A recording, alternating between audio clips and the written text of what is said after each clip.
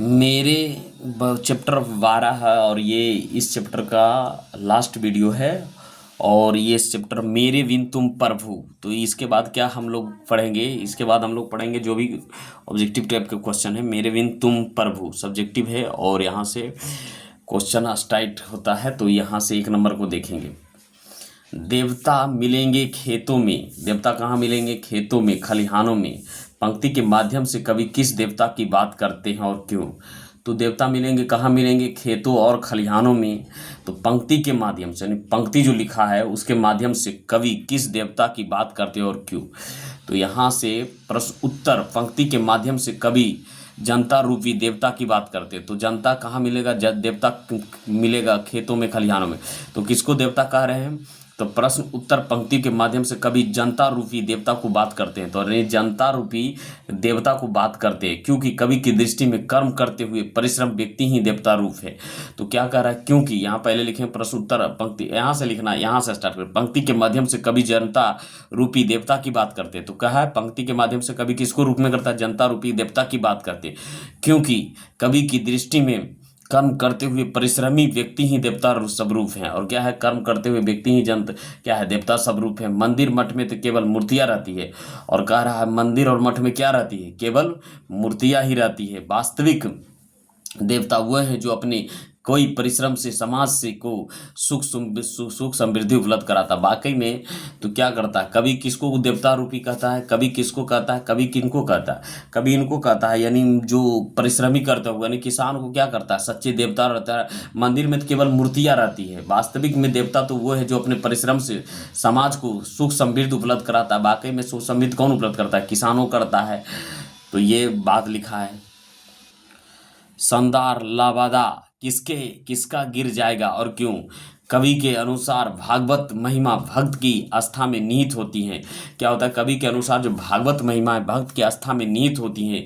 भक्त का भगवान के ढूंढ धारा होता है, लेकिन जब भक्ति रूपी आधार नहीं होगा तो स्वाभाविक है भगवान की पहचान भी मिट जाएगी। भगवान का लबदा अथवा चोंगा गिर जाएगा। और क्या क्या? चोंगा गिर जाएगा। कवि किसको कैसा सुख देता है? कवि किसको कैसा सुख देता है? तो उत्तर में लिखेंगे कवि भगवान की कृपा दृष्टि की सैया हैं। कवि के नॉर्मा कोफला पर जब भगवान की कृपा दृष्टि विश्राम लेती हैं तब भगवान का सुख मिलता है। तो क्या कह रहा है? कवि भगवान की कृपा दृष्टि के साया हैं। कवि के नरम कोपाल पर जब भगवान की कृपा दृष्टि विश्राम लेती हैं तब भगवान की सुख मिलता है, आनंद मिलता है। अर्थात भक्त भगवान के कृपा पात्र है होता है और भक्ति रूपी पात्र से भगवान की सुखी होता है। तो यही सुखी होता है। इतना ही तक लिख देना। प्रश्न संख्या 3। प्रश्न संख्या ये पाठ संख्या प्रश्न संख्या 6 है। कवि रेनेरा मारिया रिल्के ने अपने को जलपात्र और मदिरा क्यों कहते हैं? तो इसमें क्यों कहते हैं इसका उत्तर देना। क्यों कहते हैं? तो यहाँ से उत्तर दें। कवि अपने को भगवान का भक्त मानता है। कवि किसको मानता है? अपने आप को क्या मानता है? भगवान को भक्त मानता है। भक्त की महत्तम को स्पष्ट करते हुए कवि ने भक्त के जलपत्र और मदिरा कहा है। भक्त क्या कहा है? अपने आप को कवि ने क्या कहा है? जलपत्र और मदिरा कहा है क्योंकि जलपत्र में संग्रहित होकर भगवान अपनी असीमता प्राप्त करता है। क्योंकि जल में हित होकर क्या है? भगवान अपनी असीमता प्राप्त करता है। इसी तरह भक्ति रस के निकट आकर भगवान इसे आनंदित हो जाता है, आनंदित हो जाता है। ठीक है। कवि को किस बात की आशंका है? स्पष्ट कीजिए। यानी कवि को किस बात की आशंका स्पष्ट करना है। तो यहाँ से लिखना उत्तर में। कवि को आशंका है कि जब ईश्वरीय सत्ता की अनुभूति करने वाला प्रतीक आधार या भक्त नहीं होगा तब ईश्वर की पहचान किस रूप में होगा? तो कह रहा है कवि की आशंका है जब ईश्वरीय सत्ता की अनुभूति करने वाला प्रतीक आधार या भक्त नहीं होगा तब ईश्वर की पहचान किस रूप में होगा? प्राकृतिक छवि मानव के हृदय में प्रेम, दया, भागवत स्वरूप, यह सब किसने होगा? तब उसे परमात्मा का आश्रय क्या होगा? मानव किस रूप में ईश्वर को जान सकेगा? इसी को लेकर कवि के आशंकित है। और इसी को लेकर क्या है? वो आशंकित है। कविता के आधार पर भक्त और भगवान के बीच को संबंध पर प्रकाश डालिए। कविता के आधार पर भक्त और क्या है? भगवान के बीच संबंध प्रकाश डालिए। तो प्रस्तुत कविता में कहा गया है कि बिन भक्त के भगवान भी एकांकिक और निरूपीय है। यानी प्रस्तुत कविता में कहा गया है कि बिना भक्त का भगवान भी एक रूपीय और निरूपीय है। उनकी भावना भी भक्त की सत्ता पर निर्भर करती है। उनकी भावना भी क्या करती है? उनकी भावना भी भक्त पर निर्भर करती है। भक्ति और विराट सत्य एक दूसरे पर निर्भर करता है। तो इस तरीके से लिख देना है। कविता के आधार पर भक्त और भगवान के बीच संबंध पर प्रकाश डाले। तो लिखना इस तरीके से, प्रस्तुत कविता कहा गया कि बिना भक्त का भगवान की एकांकिक और निरूपीय, यानी बिना भक्त का भगवान का कोई आश्रय नहीं है। उनकी भक्त भी भक्त की सत्ता पर ही निर्भर करती। उनकी भागवत्ता भी एक भक्त की सत्ता पर निर्भर करती। व्यक्ति और विराट सत्य एक दूसरे पर निर्भर करता है। मनुष्य का नश्वर जीवन की महिमा और गौरव का यह कविता कैसे व्याख्यान करती है, स्पष्ट कीजिए। यानी मनुष्य का जो नश्वर जीवन की महिमा है, यानी जो मनुष्य क्या है, नश्वर मतलब नाश होने वाला जीवन की महिमा और गौरव के यह कविता कैसे व्याख्यान करती है, स्पष्ट कीजिए। तो यहाँ क्या करना है, इस कविता में कहा गया है कि मानव के अस्तित्व में ही ईश्वर का अस्तित्व है। यानी मानव का ही अस्तित्व में क्या है, ईश्वर का अस्तित्व है। मानवीय जीवन में ईश्वरीय अंश है। मानवीय जीवन में क्या है, ईश्वरीय अंश है। परमात्मा का अदृश्य को जीवन दृश्य करते हैं। ईश्वर की झलक जीवों के माध्यम से की जा सकती है। यानी ईश्वर की झलक किसमें की जाती है, जीवों के माध्यम से की जाती है। यहां तक लिख देना है। कविता किसके द्वारा किससे संबंधित हैं, आप क्या सोचते हैं? तो कविता में कवि भक्त के रूप में भगवान किससे संबंधित करता है? तो कविता में क्या करता है, यहाँ देख, कवि ने किसके द्वारा संबोधित करता है, आप क्या समझते हैं? कविता में कवि भक्त के रूप में भगवान से संबोधित करते हैं।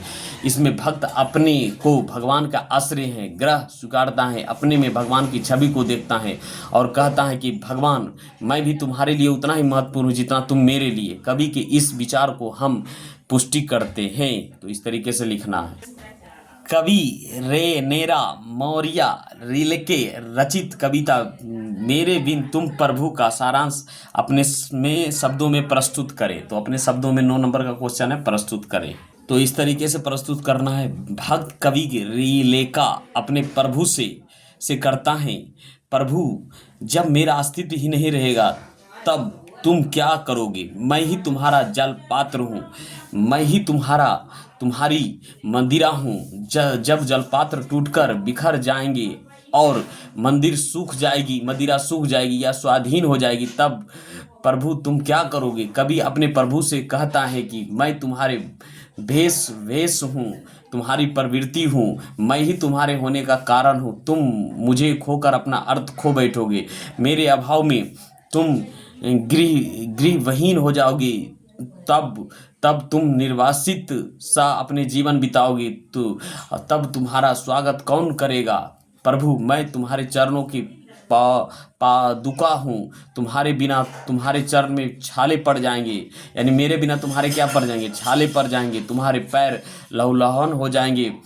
तुम्हारे पैर मेरे बिना कहीं भ्रांत दिशा में भटक जाएगा। कवि अपने आराध्य से कहता है कि जब मेरा अस्तित्व ही नहीं रहेगा तब तुम्हारा शानदार लावदा गिर जाएंगे। तुम्हारी सारी शान हमारे होने पर ही निर्भर है। मैं नहीं रहूँगा तो तुम्हारी कृपा दृष्टि सुख कहाँ से नसीब होगा? दूर की चट्टानों की ठंडी गाद में सूर्यास्त का रंगों में घुलने का सुख तुम्हारे मेरे नहीं रहने पर कैसे प्राप्त होगा? कवि अपनी आशंका व्यक्त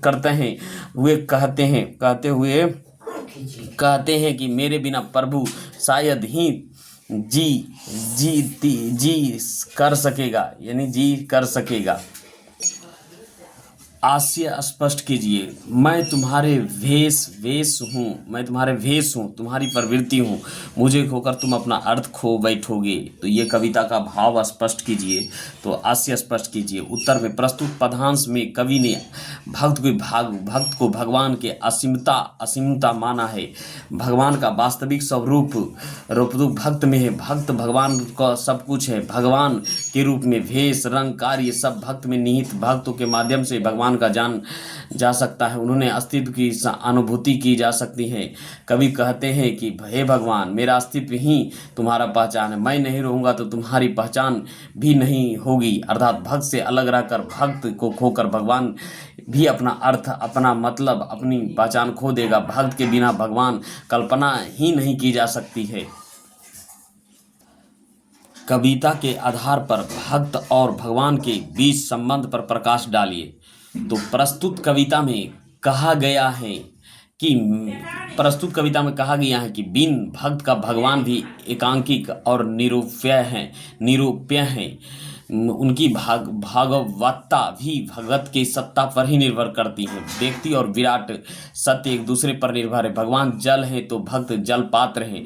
भगवान के लिए भक्त मदिरा है।